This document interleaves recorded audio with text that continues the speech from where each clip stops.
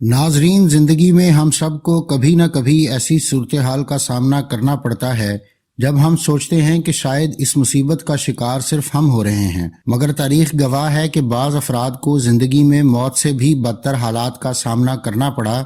आज की वीडियो में तजस्सुस टीवी अपने नाजरीन के लिए ऐसे ही 5 मुंतखब अफराद के हवाले से मालूमात पेश कर रहा है। अगर आप मुख्तलिफ साइंसी, तारीखी और इल्मी मौज़ूआत पर सोचते हैं और मज़ीद जानने का तजस्सुस रखते हैं तो सब्सक्राइब कीजिए हमारा चैनल और बेल आइकन दबाइए ताकि इन मौज़ूआत पर तैयार की गई हमारी वीडियोस आपको फौरी मिल सके। नाजरीन, अपने बच्चों की मौत को अपनी आंखों के सामने देखना ऐसी तकलीफ दह बात है कि कोई भी वालिदैन ये नहीं चाहते, ताहम अपने बच्चों को हाथों मारना और भी तकलीफ दह है, जिसके बारे में सोच कर ही रूह कांप उठती है। मगर किंग मिथ्रिडाटस ऐसा ही एक बदनसीब शख्स था। यूं तो बादशाहों की तारीख में अपने बहन भाइयों और दीगर खूनी रिश्तेदारों के कत्ल के वाक़यात मौजूद हैं, जैसा कि मुग़ल बादशाह औरंगज़ेब ने अपने वालिद शाहजहां को कैद किया जहां उसकी मौत हो गई थी, और अपने भाई दारा शिको जो कि तख्त का असल वारिस था कत्ल करवा दिया और खुद मुगल सल्तनत का निज़ाम संभाल लिया। किंग मिथ्रिडाटस ने तो ताजो तख्त बचाने के लिए अपने ही बच्चों की जान ले ली थी। बादशाह होने की वजह से उसे खतरा था कि उसे जहर देकर मारा जा सकता है, और इसी वजह से अपनी इम्यूनिटी या मुदाफ़ती निज़ाम को बेहतर करने के लिए जहर की एक मामूली मिकदार रोज़ाना खाना कई सालों तक उसका मामूल था। ये बादशाह उस वक्त की सुपर पावर यानी रोमन सल्तनत के साथ 3 बड़ी जंगों में फतेह याब रहा था, और उनका बहुत सारा इलाका छीन कर वो रोमन एम्पायर के मुकाबले पर एक बराबर की रियासत बना रहा था। मिथ्रिडाटस 135 कबल मसीह में पैदा हुआ था। अगरचे वो एक बादशाह के घर पैदा हुआ था, मगर तकदीर ने चक्कर खाया और उसके वालिद यानी बादशाह को जहर देकर कत्ल कर दिया गया। अगरचे उस वक्त के कवायद के मुताबिक बाप की मौत के बाद मिथ्रिडाटस बादशाह बन जाता, मगर कम उम्री की वजह से उसकी माँ ने बतौर मलका उसके इख्तियारात इस्तेमाल करते हुए सल्तनत का निज़ाम चलाना शुरू कर दिया। मगर जल्द ही उसकी माँ ने मिथ्रिडाटस से छोटे अपने दूसरे बेटे को बादशाही देने का ऐलान किया, जो जाहिर है बड़े बेटे की मौजूदगी में पूरा नहीं हो सकता था। लिहाजा मिथ्रिडाटस को गिरफ्तार करके कैद खाने में डाल दिया गया। वो जानता था कि अगर वो कैद से नहीं निकला तो बहुत जल्द उसका अंजाम भी अपने बाप जैसा होगा। ताजो तख्त की जो लड़ाई वो लड़ना चाहता था उसके लिए ये मुनासिब वक्त नहीं था, लिहाजा उसने लंबी छलांग लगाने के लिए कुछ कदम पीछे हटने का फैसला किया और कैद खाने से फरार होकर रूपोश हो गया, ताकि वो अपनी माँ और भाई की पहुंच से दूर तब तक वक्त गुजार सके जब तक कि वो अपने हक की लड़ाई लड़ने के काबिल न हो जाए। जहर से होने वाली बाप की मौत उसके जहन पर नक्श थी, लिहाजा मुख्तलिफ अक़साम के जहर और उनकी तिर्याक उसकी खास दिलचस्पी का मौजू बन गए थे। उसकी ख्वाहिश थी कि जो अंजाम उसके बाप का हुआ वो उसका ना हो, लिहाजा उसने जहर की एक मामूली मिकदार रोजाना खानी शुरू कर दी ताकि उसके जिस्म में जहर के खिलाफ मुदाफ़ियत पैदा हो जाए। उसने उस वक्त के करीब तमाम जहरों के खिलाफ कामयाबी से कुव्वत मुदाफ़ियत पैदा कर ली, तो उसने फैसला किया कि अब वो अपने हक के लिए कोशिश करेगा। अपने मुल्क वापसी पर उसकी माँ और भाई के जुल्म सितम से तंग आई हुई अवाम ने उसे खुशामदीद कहा, और ताजो तख्त संभालने के बाद उसका पहला हुक्म अपनी माँ और भाई की गिरफ्तारी का था, और फिर कैद खाने में ही इन दोनों की मौत हो गई। अब किंग मिथ्रिडाटस इस सुल्तनत का बादशाह था जिसे किसी किस्म के खतरे का सामना नहीं था। मिथ्रिडाटस की तवज्जो अब अपनी सल्तनत को बड़ा करने पर थी, और इस मकसद के लिए उसने अपनी लीडराना सलाहियतों का भरपूर इस्तेमाल करते हुए अपनी सल्तनत को इतना बड़ा कर लिया कि इस वक्त की सुपर पावर रोम के मुकाबले पर आ गया। रोमनों से उसकी 3 जंगें हुई और वो तीनों में फतह याब रहा। कुछ छोटी रियासतों को उसने अपनी सिफारतकारी की सलाहियत से राम किया और वो भी उसके ज़ेरे नगी आ गए। मिथ्रिडाटस की सल्तनत की इस तेज रफ्तार बढ़ोतरी ने रोमन्स को भी परेशान कर दिया था, और जाहिर है वो अपने हमसाये में ऐसी किसी ताकतवर रियासत की मौजूदगी कैसे बर्दाश्त कर सकते थे। मिथ्रिडाटस की इस पेशरफ्त की बाज़गश्त उस वक्त की रोमन सल्तनत की सेनेट में भी सुनाई दी, मगर वो उनकी ताकत से कतन खौफजदा नहीं था, और रोमनों से सुलह या अमन का मुआहिदा न किंग मिथ्रिडाटस की तरजीह थी और न ही रोमनों की इस अपील पर उसने कान धरे, बल्कि रोमन सरहद पर रहने वाले गुलामों ने जब अपने मास्टर्स समेत करीब 80,000 लोगों को कत्ल कर दिया तो उसने न सिर्फ इन गुलामों की मदद की बल्कि उन्हें अपने मुल्क में पनाह भी दी। उसके बाद रोमन्स और किंग मिथ्रिडाटस में 3 जंगें हुईं। अपनी जंगी महारत और काबिलियत की वजह से वो तीनों जंगों में फतह याब रहा اور یہاں تک کہ اس سے لڑنے والے رومن بھی اس کی بہادری کے قائل تھے۔ اپنے سے کئی گنا بڑے دشمن کا اس نے ڈٹ کر قریب 63 قبل مسیح تک مقابلہ کیا، مگر پھر مشہور رومن جنرل پومپئی نے اسے ہرا دیا اور متھریڈاٹس کو اپنی سلطنت چھوڑ کر بھاگنا پڑا۔ اس کے زیر انتظام اب صرف ایک چھوٹا سا علاقہ رہ گیا تھا، مگر اس نے ہمت نہیں ہاری، دوبارہ اپنی فوج اکٹھی کی اور دشمن کے خلاف ڈٹ گیا۔ مگر رومنوں کے لالچ میں آ کر اس کے اپنے بیٹوں نے ہی اس کے خلاف بغاوت کر دی۔ اپنے تاج و تخت کو بچانے کے لیے متھریڈاٹس نے اپنے ایک بیٹے کو قتل کر دیا، جبکہ دوسرا بیٹا فرار ہو کر رومن سے جا ملا اور اس کے خلاف لڑنے لگا، مگر اپنے بیٹے کی جان لینے کے انتہائی اقدام کے باوجود وہ خود کو بچا نہ سکا، اور اس کا باغی بیٹا جنرل پومپئی کے ساتھ جب اس سے گرفتار کرنے کے لیے انتہائی قریب پہنچ گیا تو گرفتاری کی ذلت سے بچنے کے لیے اس نے زہر پی کر اپنی جان لینے کی کوشش کی۔ مگر ناظرین، آپ کو یاد ہوگا کہ متھریڈاٹس نے زہر کے خلاف اپنے جسم میں مدافعت پیدا کر لی تھی اور اب اس کے لیے زہر سے مرنا بہت مشکل تھا، مگر اس نے اپنے پاس موجود زہروں میں سے ایک انتہائی طاقتور زہر کا انتخاب کیا اور سب سے پہلے اپنی بیوی اور بیٹیوں کو دیا تاکہ وہ دشمن کے ہاتھ نہ لگیں۔ ان کے زہر پینے کے بعد اب جو زہر کنگ متھرا کے پاس تھا اس کی مقدار اتنی کم تھی کہ اسے پینے کے باوجود بھی اس کی جان نہیں نکلی، تو اس نے شدید تکلیف کے عالم میں کوشش کی کہ وہ تلوار سے اپنی جان لے، مگر شدید کمزوری کی وجہ سے وہ یہ بھی نہ کر سکا۔ ناظرین، ذرا تصور کیجئے کہ یہ تقدیر کا کیسا زبردست نظام تھا کہ وہ شخص جو بہت سی لوگوں کی زندگی اور موت پر اختیار رکھتا تھا، وہ اتنا بے بس ہو گیا کہ چاہنے کے باوجود بھی اپنی ہی جان نہیں لے پا رہا تھا۔ اپنی بیوی اور بیٹیوں کی لاشوں کے پاس وہ کافی وقت تک انتہائی کرب اور تکلیف کے عالم میں پڑا رہا۔ تاریخ دانوں کے مطابق تبھی کوئی سپاہی یا پہرے دار اس طرف آیا تو بادشاہ کی بار بار درخواست پر اس نے تلوار کے وار سے بادشاہ کو زندگی سے نجات دلائی۔ ناظرین، یہ انسانی فطرت ہے کہ ہر مصیبت بڑی لگتی ہے جب تک کہ اس سے بڑی کوئی اور تکلیف نہ آ جائے، اور آسائش اور سہولت والی زندگی گزارنے والوں کو تھوڑی سی تکلیف بھی بہت بڑی لگتی ہے۔ اب ہم جس مشہور مگر بد نصیب عثمانی بادشاہ کا ذکر کر رہے ہیں، اس کی داستان انتہائی عبرتناک ہے۔ وقت نے اسے ایسے دن دکھائے کہ جس دربار میں وہ بادشاہ بن کر بیٹھتا تھا، اسی میں اس کو ایک چھوٹے سے پنجرے میں بند کر کے لایا جاتا اور ایک سیڑھی کے طور پر استعمال کرتے ہوئے بادشاہ اس کے پنجرے پر پاؤں رکھ کر اس تخت پر بیٹھتا تھا جہاں وہ خود کبھی بطور بادشاہ بیٹھا کرتا تھا۔ ناظرین، ہم ذکر کر رہے ہیں عثمانی سلطان بازید کا، جس کی تاجپوشی سن 1399 میں ہوئی۔ وہ ایک کامیاب جنگی ماہر بھی تھا اور اس کے دور میں ملک کی حد یورپ سے پرے اناطولیہ تک پھیل گئی تھی، جبکہ اس نے کروسیڈرز کو بھی زبردست شکست دے کر ان کی کمر توڑ دی تھی۔ تاہم اس کی فتوحات کے سلسلے کے لیے ایک بڑا خطرہ مشرق سے پیدا ہو رہا تھا، جہاں ایک وار لارڈ جسے بعد ازاں دنیا نے تیمور لنگ کے نام سے جانا اپنی فتوحات کے سلسلے کا آغاز کر چکا تھا۔ انڈیا سے لے کر روس تک پھیلی ہوئی اس کی سلطنت کی سرحد اب عثمانی سلطنت کے ساتھ آ لگی تھی اور ان دونوں کے درمیان ٹکراؤ اب ناگزیر تھا۔ تیمور لنگ ایسا حکمران نہیں تھا جو چپ چاپ بیٹھ کر صرف اپنا ملک چلاتا، ادھر عثمانی سلطان کا بھی یہی حال تھا، اور دونوں اپنے نزدیک کے علاقے اور ملک فتح کر کے اب ایک دوسرے کے مد مقابل آن کھڑے ہوئے تھے۔ ناظرین، سلطان نے حال ہی میں یورپین کروسیڈرز کو زبردست شکست دی تھی اور اپنی بہترین فوج کے زوم میں اور میدان جنگ میں ملنے والی فتوحات سے وہ غرور کا شکار ہو گیا اور اس نے تیمور لنگ کو مختلف انداز میں حد تک کرنا شروع کر دی۔ اپنے خطوط میں بازید نے تیمور لنگ کے لیے انتہائی حد تک آمیز رویہ اپنائے رکھا۔ تیمور کو تاریخ کے چند ظالم ترین فاتحین میں سے ایک مانا جاتا ہے۔ ایسے طاقتور لڑاکا کو اس طرح سے اشتعال دلانا ایک سلطان کے لیے انتہائی نامناسب رویہ تھا۔ سلطان کی طرف سے یہ رویہ جاری تھا، مگر تیمور لنگ نے خاموشی سے عثمانی سلطنت کی سرحد پر رہنے والے قبائل کے ساتھ اتحاد کیا اور اپنی فوجیں لے کر سن 1402 میں عثمانی دارالحکومت انقرہ پر حملہ کرنے کے لیے روانہ ہو گیا۔ تیمور لنگ کی فوجوں کی آمد کی خبر پا کر سلطان نے بھی اپنی فوجوں کو سرحد کی طرف کوچ کا حکم دیا تاکہ تیمور کی افواج کو سرحد پر ہی روکا جا سکے، مگر اس وقت شدید گرمی کا موسم تھا اور عثمانی فوج اس شدید موسم کا شکار ہو کر جب تیموری فوج کے نزدیک پہنچی تو ان میں لڑائی کی سکت تو دور، وہ بڑی مشکل سے زندہ تھے۔ مقابلے پر موجود تیموری فوج حشاش بشاش اور لڑائی کے لیے پوری طرح تیار تھی، مگر تیمور نے یہاں ایک اور جنگی چال استعمال کی اور عثمانی دارالحکومت کا محاصرہ کرنے کے لیے اپنے لشکر کا ایک حصہ بھیج دیا۔ میدان میں موجود عثمانی فوج یہ خبر پا کر فوراً دارالحکومت کی طرف پلٹی، مگر واپسی پر پھر انہیں موسم کی شدت اور سختی برداشت کرنا پڑی، جس سے لشکر کا ایک بڑا حصہ ختم ہو گیا۔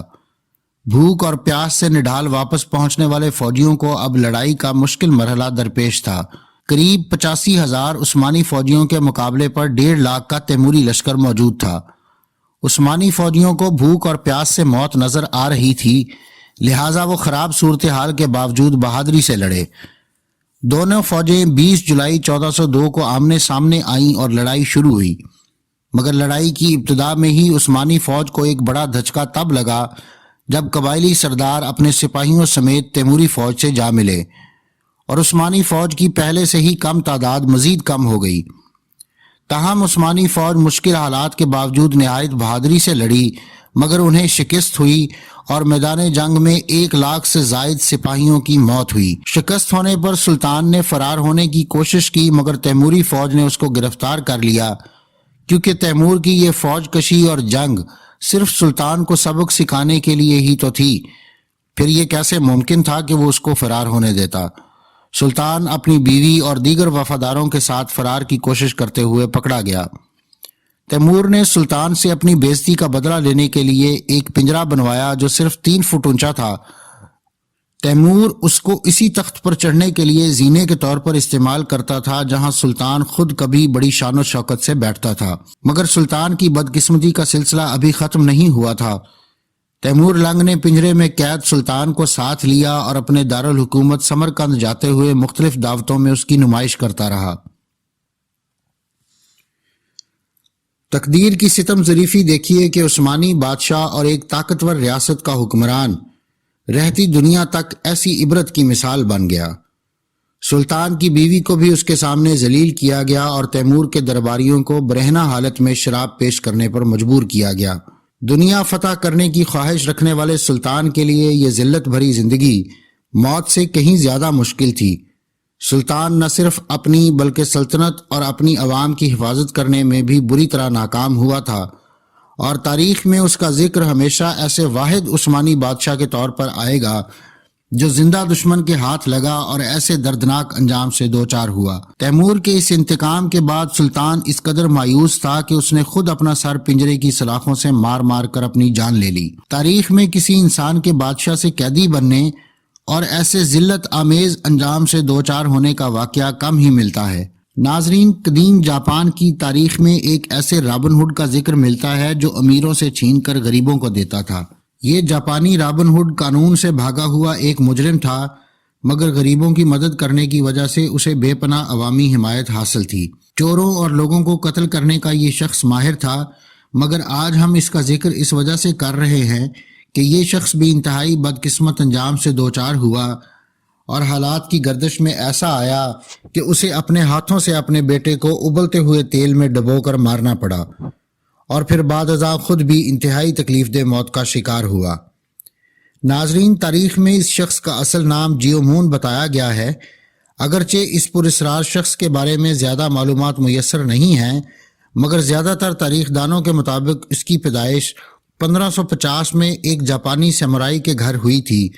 نوعمری میں ہی جیومون کی زندگی میں ایک اہم موڑ اس وقت آیا جب ایک طاقتور جاپانی شخص شوگن کے حکم پر اس کے باپ کو قتل کر دیا گیا۔ 15 سالہ جیومون نے اپنے باپ کے قاتل سے بدلہ لینے کی قسم کھائی، مگر انتقام کی آگ میں جل رہے جیومون کے پاس نہ تو اتنی طاقت تھی اور نہ ہی وسائل کہ وہ باپ کے قتل کا بدلہ لے سکتا۔ اسی بنا پر اس نے ایک مشہور جاپانی مارشل آرٹس ماہر سے سیکھنا شروع کر دیا۔ انتقام کا مقصد دل میں رکھنے والا جیومون اچھا شاگرد ثابت ہوا، اور تاریخ دانوں کے مطابق اس کے استاد نے اسے بطور اپنے بیٹے کے ہی اپنا لیا تھا۔ مگر تشدد اور نفرت کے راستے پر چلنے والے جیومون نے محبت اور احسان کے اس جذبے کا جواب احسان فراموشی سے دیا اور اپنے استاد کی بیوی کے ساتھ ناجائز تعلقات قائم کر لیے۔ استاد کو اس بارے میں پتہ چلنے کی خبر ملنے پر دونوں نے استاد کے گھر سے سونا چوری کیا اور اپنی جان بچانے کے لیے وہاں سے بھاگ گئے۔ چوری کا مال جیومون کو ایسا راس آیا کہ اس نے اسی راستے پر چلنے کا منصوبہ بنا لیا اور ڈاکوؤں کے ایک گینگ کے ساتھ شامل ہو گیا۔ یہ گروہ دن میں تاجروں کے بھیس میں پورے شہر میں پھرتے اور معلومات اکٹھی کرتے، جس کی بنیاد پر رات کو چوری کی کاروائیاں کرتے تھے۔ ناظرین، یہ وہ دور تھا جب چور عوام کے ہیرو تھے۔ جی ہاں، عوام ان چوروں کو ہیرو اس وجہ سے سمجھتی تھی کیونکہ یہ امیر افراد کے گھروں سے چرائے گئے مال کا ایک بڑا حصہ ان غریب افراد میں تقسیم کر دیتے تھے، اور بظاہر عوام میں ان کا تاثر یہی تھا کہ یہ جو بھی لوٹتے ہیں وہ غریب کی غربت دور کرنے اور اس کی مدد کرنے کے لیے ہے۔ چور گینگ چوری کے بعد فرار ہوتے ہوئے گلیوں اور بازاروں میں چوری کا مال لٹاتے جاتے تھے۔ اس سے ایک تو ان کا پیچھا کرنے والے افراد کو مشکل پیش آتی تھی، جبکہ دوسرا فائدہ یہ ہوتا تھا کہ قریب آدھے شہر کے پاس چوری کا مال ہوتا تھا، لہٰذا سرکاری عہدیداروں اور پولیس کے لیے چور تلاش کر پانا ناممکن ہو جاتا تھا۔ یہ چور اپنی چوری چھپانے کے لیے عوام کو ایک آڑ کے طور پر استعمال کرتے تھے، مگر عام آدمی انہیں ایسا نجات دہندہ تصور کرتا تھا جن کے دم سے واقعی ان پر دولت برستی تھی۔ تاہم چوروں کے گروہ میں شامل ہونے کے باوجود جیومون اپنے انتقام کو نہیں بھولا تھا۔ اس کا خیال تھا کہ اب اس کے پاس ایسے وسائل اور طاقت موجود تھی کہ وہ جاپان کے طاقتور لارڈ شوگن سے بدلہ لے سکے۔ رات کی تاریکی میں وہ شوگن کے محل میں داخل ہوا اور پہرے داروں سے بچتے ہوئے اس کی خوابگاہ تک پہنچنے میں کامیاب ہو گیا، مگر یہاں وہ غلطی سے ایک میز سے ٹکرا گیا۔ اس سے پیدا ہونے والے شور سے شوگن بیدار ہوا اور اس کے شور کرنے پر پہرے داروں نے جیومون کو قابو کر لیا۔ شوگن جاپان کا ایک طاقتور لارڈ تھا اور ایسے شخص کو قتل کرنے کی کوشش کرنے والے کو سزا بھی کچھ خاص دینے کا فیصلہ کیا گیا۔ جیومون کی بدقسمتی کہ اس کے لیے ایک انوکھی سزا تجویز کی گئی۔ اسے ایک بہت بڑے مجمع کے سامنے تیل سے بھرے ایک ڈرم میں کھڑا کر دیا گیا جس کے نیچے آگ جل رہی تھی۔ اس کی تکلیف میں اضافے کے لیے اس کے معصوم بیٹے کو بھی اس تیل کے ڈرم میں اس کے ساتھ ہی ڈال دیا گیا۔ تیل کا درجہ حرارت بڑھ رہا تھا، تب اپنے بیٹے کو بچانے کے لیے جیومون نے اسے اپنے ہاتھوں میں اوپر اٹھا لیا، مگر جلد ہی تیل اتنا گرم ہو گیا کہ خود اس کے لیے بھی کھڑا رہنا مشکل ہو گیا۔ تب اسے ایک اور بہت مشکل اور تکلیف دہ فیصلہ کرنا پڑا۔ اس نے اپنے بیٹے کو تیل میں انتہائی نیچے، جہاں تیل سب سے زیادہ گرم تھا، ڈبو دیا تاکہ اس کی موت زیادہ تکلیف کے بغیر جلد سے جلد ہو جائے۔ تاہم شدید گرم تیل میں جل کر اس کی اپنی موت بھی جلد ہی ہو گئی۔ ناظرین، جراڈ کا جنم فرانس میں رہنے والی ایک کیتھولک عیسائی فیملی میں 16ویں صدی میں ہوا۔ اس وقت کا بادشاہ فلپ دوم تھا، جو کہ ایک طاقتور بادشاہ تھا جس کے پاس ایک بڑے ملک کے علاوہ دنیا بھر کے خزانے موجود تھے۔ آج کے نیدرلینڈز کے علاقوں میں رہنے والے کسان اس وقت اسپین کے بادشاہ کے زیر نگیں تھے، مگر انہیں اپنی حکومت سے بہت سے شکوے شکایات تھیں، اور اسی بنا پر وہ اپنے بادشاہ کے خلاف اٹھ کھڑے ہوئے۔ ایک ڈچ نوبل مین ولیم نے ان کی سربراہی سنبھال لی اور اپنی دولت اور اثر و رسوخ کا استعمال کرتے ہوئے ایک بڑی لڑاکا فورس تیار کر لی۔ سن 1581 تک اس فورس کی کارروائیوں میں اتنی شدت آ گئی تھی کہ ان کے زیر اثر علاقوں نے باقاعدہ اعلان آزادی کر دیا۔ بادشاہ فلپ دوم مگر اپنے زیر نگی علاقوں کو اس طرح آسانی سے ہاتھ سے جانے دینے والا نہیں تھا۔ اس نے ایک خطیر رقم کا انعام اس شخص کے لیے کر دیا جو باغی گروہ کے بڑے لیڈرز میں سے کسی ایک کو قتل کرے گا۔ ناظرین، اس صورتحال میں جراڈ نے اسپینش کنگ کے ساتھ اپنی وفاداری کے جذبے یا رقم کے لالچ یا شاید دونوں وجوہات کی بنا پر باغی گروہ کے لیڈر ولیم کو قتل کرنے کا منصوبہ بنایا۔ جراڈ نے ایک فقیر کا بھیس اپنایا اور ولیم کی نگرانی شروع کر دی تاکہ وہ موقع دیکھ کر اس پر حملہ کر سکے۔ تقدیر کی ستم ظریفی دیکھیے کہ ولیم نے اپنے گھر کے سامنے موجود جراڈ کو فقیر سمجھ کر جو خیرات دی تھی، جراڈ نے اسی سے پستول خریدا۔ اگلے دن ولیم کے راستے پر گھات لگا کر بیٹھے ہوئے جراڈ نے موقع ملنے پر 2 فائر کیے۔ دونوں گولیاں ولیم کے جسم میں پیوست ہو گئیں، مگر جراڈ کی بدقسمتی کہ وہاں سے جب وہ تقریباً کامیابی سے بھاگ ہی چکا تھا، وہ اچانک گر گیا اور تعاقب میں آنے والے گارڈز نے اسے قابو کر لیا۔ اس پر مقدمہ چلایا گیا اور ججز نے اسے ملزم قرار دیتے ہوئے سزائے موت دی، مگر جس انداز میں جراڈ کو ایک پرتشدد موت دی گئی وہ اس دور میں بھی انتہائی شدید تھی۔ ناظرین، جراڈ کو سزا کی پہلی رات ایک پول پر لٹکا دیا گیا، اس کے ہاتھ باندھ دیے گئے اور گارڈز اس پر کوڑے برساتے رہے۔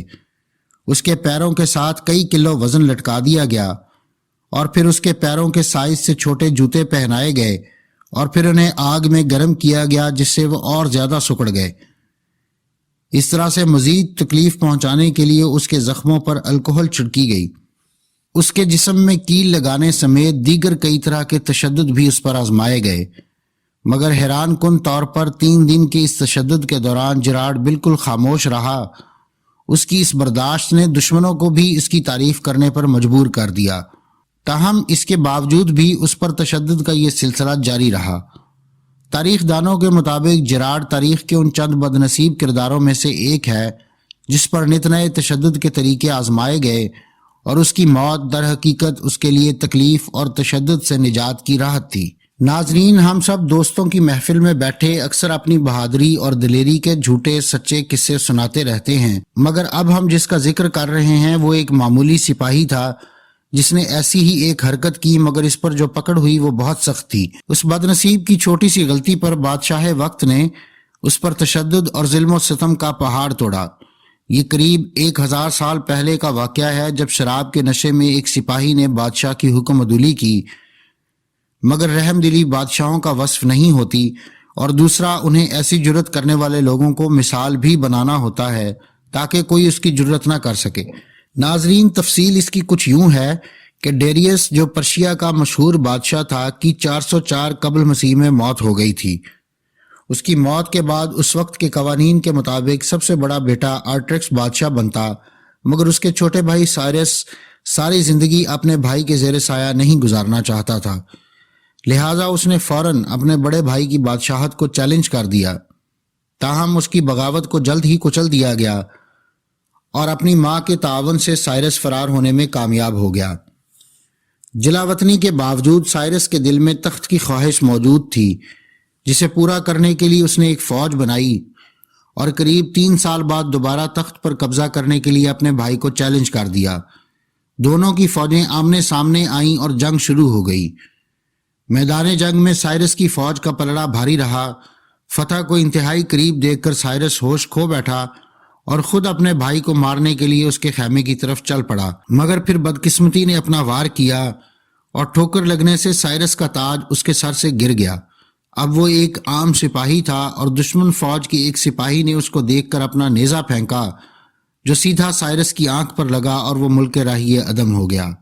ناظرین، قدرت کا نظام دیکھیں کہ تھوڑی دیر پہلے وہ فتح یاب ہو رہا تھا اور بادشاہ بننے والا تھا، جبکہ اس کے بڑے بھائی پر موت کے سائے منڈلا رہے تھے، اور قریب تھا کہ سائرس تلوار کے وار سے اس کی گردن اڑا دیتا، مگر تقدیر دیکھیں کہ وہ جو فتح یاب ہو رہا تھا، جسے زندہ رہنا تھا، وہ اب ایک عام سپاہی کے ہاتھوں موت کا شکار ہو چکا تھا، اور جس کے سر پر موت منڈلا رہی تھی اس کی نہ صرف زندگی بچ گئی بلکہ اس کا تاج و تخت بھی پہلے سے زیادہ مضبوط ہو گیا تھا۔ کنگ آرٹریکس نے اس سپاہی کو بلایا اور اسے انعام سے نوازا، مگر ساتھ ہی ساتھ یہ شرط بھی رکھی کہ وہ کبھی اس حوالے سے منہ نہیں کھولے گا کہ سائرس کو اس نے مارا ہے، کیونکہ آرٹریکس نے اپنی فوج اور عوام کو یہی بتایا تھا کہ اس نے باغی گروہ کو اس کے لیڈر سمیت کچلا ہے۔ بادشاہ نے اس سپاہی کو بے شمار دولت دے کر بھیج دیا، مگر دربار اور فوج میں لوگوں کو اس بات پر شک گزرا کہ اس عام سپاہی کو کس بنیاد پر اس قدر انعامات سے نوازا جا رہا ہے۔ حکومت میں موجود کچھ لوگوں نے اس بات کا سراغ لگانے کی ذمہ داری اس وقت کے 2 مشہور خواجہ سراؤں کو دے دی، جنہوں نے سپاہی کو ایک دعوت پر بلایا اور پھر اسے بھرپور شراب پلائی۔ جب وہ پوری طرح مدہوش ہو گیا تو انہوں نے اس سے پوچھنا شروع کیا کہ بادشاہ اس پر اتنا مہربان کیوں ہے۔ خواجہ سراؤں کی اداؤں اور شراب کے نشے میں مدہوش اس سپاہی کی زبان زیادہ دیر تک بند نہ رہ سکی اور اس نے ساری کہانی سنا دی کہ سائرس کو اس نے کیسے مارا اور بادشاہ کیوں اس کو چھپانا چاہتا تھا۔ ناظرین، اس معمولی سپاہی پر قدرت نے اتنی بڑی مہربانی کی تھی اور اس کے دن بدل گئے تھے۔ ایک معمولی سپاہی سے اب وہ ایک امیر آدمی تھا جس کا اثر و رسوخ سرکار دربار میں بھی تھا، مگر اس کی ناعاقبت تندیشی کہیے یا بدقسمتی یا بیوقوفی، اتنے بڑے موقع کو اس نے شراب کے نشے میں ڈبو دیا۔ ظاہر ہے اس کی اس حرکت کی خبر بادشاہ تک پہنچی تو اس کو فوراً گرفتار کر لیا گیا۔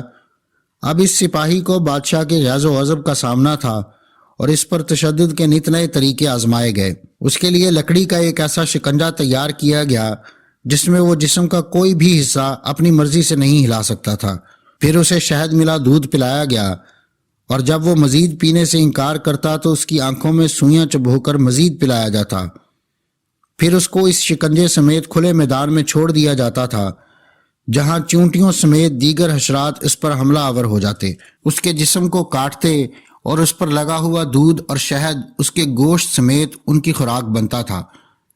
تکلیف اور درد کا یہ سلسلہ اگلے 17 روز تک چلتا رہا، جب زخموں سے ہونے والی انفیکشن کی وجہ سے اور چیونٹیوں اور دیگر حشرات کے کاٹنے سے پھیلنے والے زہر کی وجہ سے اس کی موت ہو گئی۔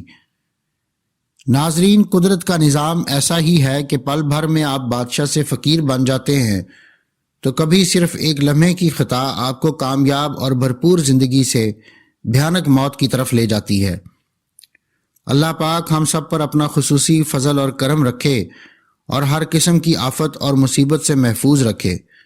ناظرین، ویڈیو دیکھنے کا بہت شکریہ اور اگلی ویڈیو تک خدا حافظ۔